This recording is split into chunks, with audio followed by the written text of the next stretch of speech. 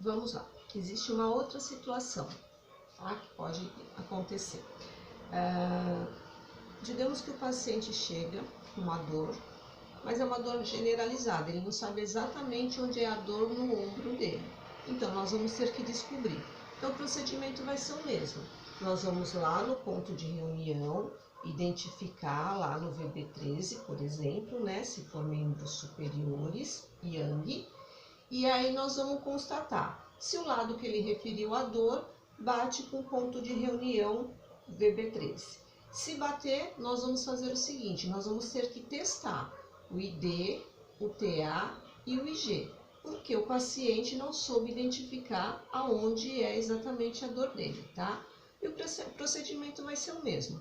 Nós vamos lá testar os pontos de dor do meridiano de D, os pontos de dor do meridiano de TA e os pontos de dor do meridiano de IG. Constatamos então que o meridiano de TA está comprometido, mas também tem comprometimento no meridiano de IG. Isso pode acontecer.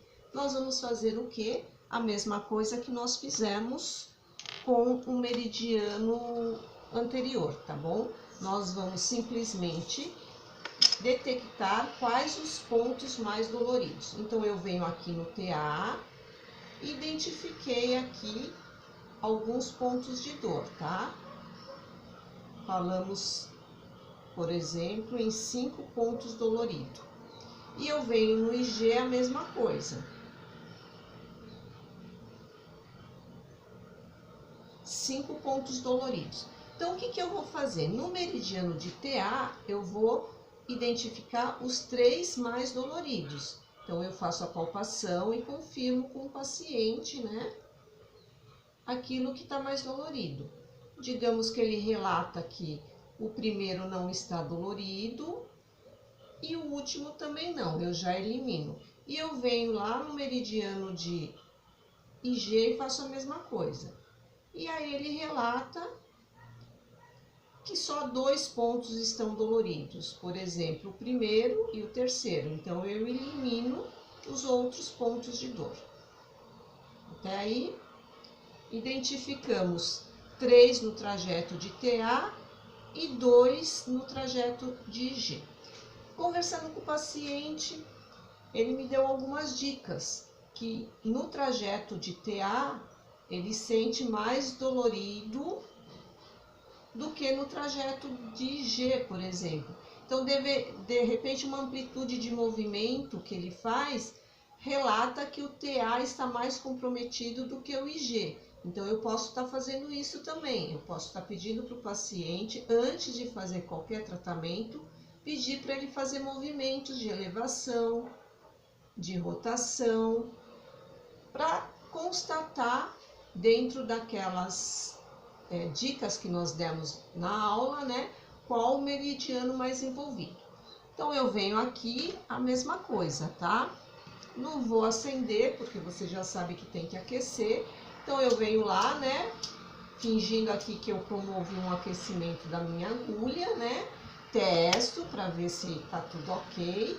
E eu venho no meridiano de TA, 1, 2, 3, 1, 2, 3, 1, 2, 3. Faço a mesma coisa, testo logo em seguida e vejo se algum ponto amenizou.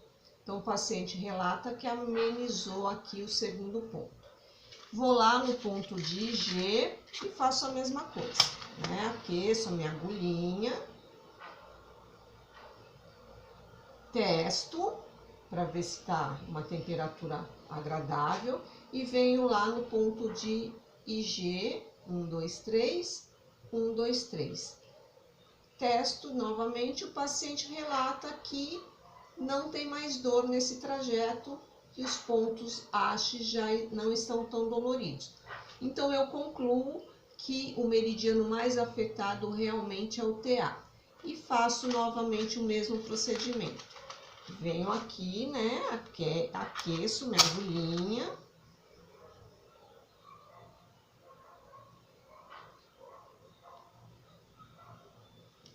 Testo e vou ponturar. 1, 2, 3, 1, 2, 3. vou testar. O paciente vai relatar que a dor desapareceu. Confirmo lá no ponto de reunião, também desapareceu. E peço para ele fazer um movimento que antes ele não conseguia fazer. Então, se houve uma amplitude de movimento maior, significa que o tratamento deu resultado. Se ele faz essa amplitude e relata que não sente mais dor, significa que também deu resultado. Então, espero ter passado para vocês um pouquinho do que é a prática, e assim que nós tivermos oportunidade de estarmos juntos, nós vamos reforçar essa experiência. Então, um beijo para vocês. Precisando de mim, só me acionar. Beijo para todos.